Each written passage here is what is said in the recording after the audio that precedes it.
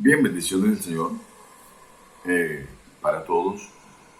Hoy vamos a hablar un poco sobre la destrucción de Jerusalén y la dispersión del pueblo santo, lo que se conoce como la diáspora. Vamos a hablar porque es un referente que al final vamos a hablar del resurgimiento, porque el resurgimiento de Israel es uno de los faros más llamativos en cuanto a las señales para la venida del Señor.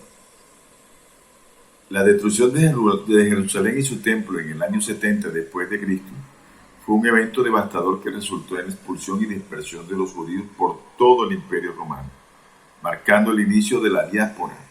Esta destrucción fue el punto culminante de la Primera Guerra Judeo-Romana, una rebelión de los judíos contra el dominio de los romanos que comenzó en el año 66 después de Cristo.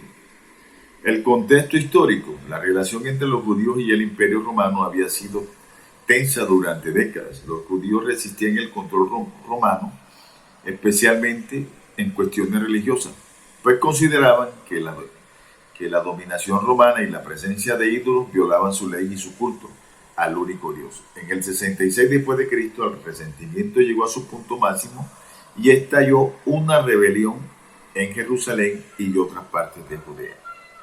Los romanos respondieron enviando a su mejor ejército, encabezado por el general Tito, hijo del emperador Vespasiano.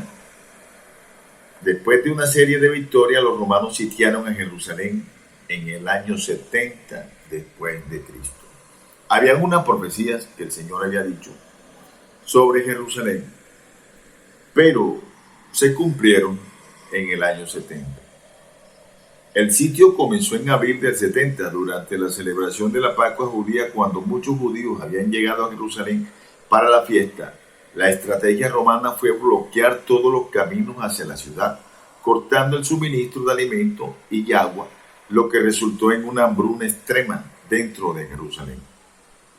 El Señor había dicho en Lucas 19, 43 y 44, dijo: Jerusalén, vendrán días sobre ti cuando tus enemigos te rodearán con vallado y te asistirán por todas partes, te estrecharán y te derribarán a tierra, y a tus hijos dentro de ti.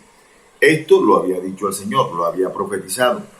La ciudad quedó rodeada por un muro levantado por los romanos para impedir cualquier escape, lo que incrementó la desesperación dentro de la ciudad. La comida se agotó rápidamente y las condiciones se volvieron terribles. Hay un historiador que se llama Josefo, tiene varios libros, he leído algunos de ellos. Un historiador judío que fue testigo de estos eventos relata que la hambruna fue tan severa que algunas personas recurrieron al canibalismo.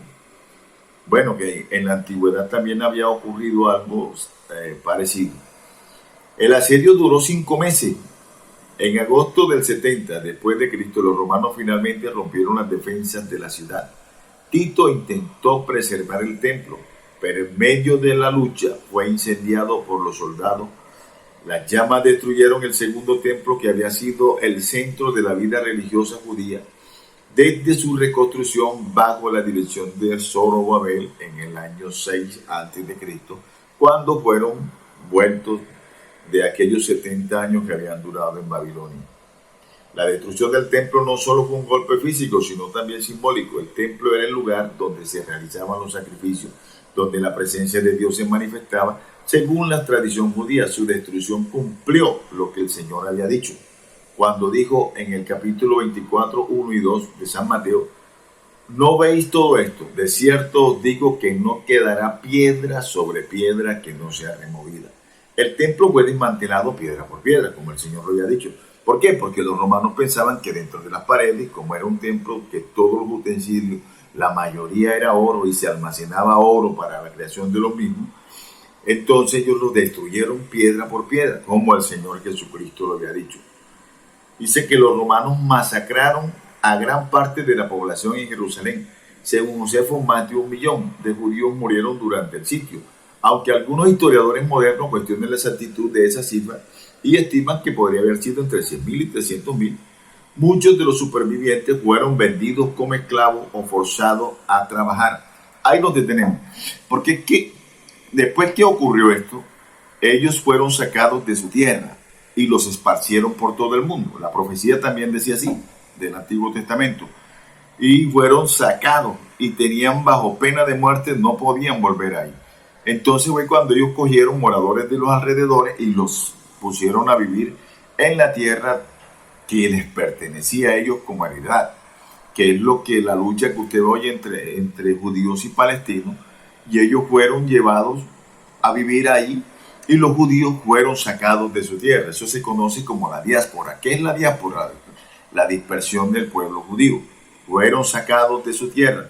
Por eso es que el Señor dice en Lucas 21:24, y caerán a filo de espada y serán llevados cautivos a todas las naciones.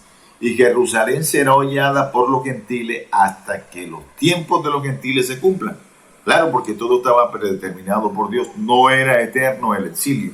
Ellos un día, Dios los iba a traer, porque la profecía también lo había dicho. Los sacaría de ahí, pero también hay otra profecía que dice que los traería en brazos desde otras partes, que lo veremos más adelante. En otro estudio hablaremos sobre la restauración. Hoy estaremos hablando sobre lo que es la dispersión, la destrucción del templo, la destrucción de Jerusalén. ¿Qué consecuencia hubo? El exilio de los judíos tras la destrucción de Jerusalén y del templo no fue un evento aislado. Roma tenía la intención de sofocar cualquier futura rebelión judía. Jerusalén fue destruida casi por completo y rebautizada como Aelia Capitolina. Los judíos fueron expulsados de la ciudad y se les prohibió regresar bajo pena de muerte, especialmente después de la revuelta de Bar Kojeba en el 135. La diáspora llevó a los judíos a establecer comunidades en todo el Mediterráneo, al norte de África, en Europa y más allá. Esto también tuvo implicaciones profundas para la religión judía, ya que sin el templo los sacrificios ya no podían realizarse. Y la vida religiosa se centró en la sinagoga, en el estudio de la Torá. Entonces, de esa forma fueron ellos sacados de su tierra, de su templo, abandonaron sus costumbres y fueron esparcidos por todo el mundo. Mañana hablaremos sobre la restauración y cómo volvieron a su vida cotidiana, porque ellos duraron 2000 años fuera de su tierra, porque ellos los esparcieron, los echaron por todas partes y no quedó ninguno de ellos en la tierra que el Señor les había dado. Pero había una promesa de restauración que Dios más adelante la cumplió. Dios les bendiga.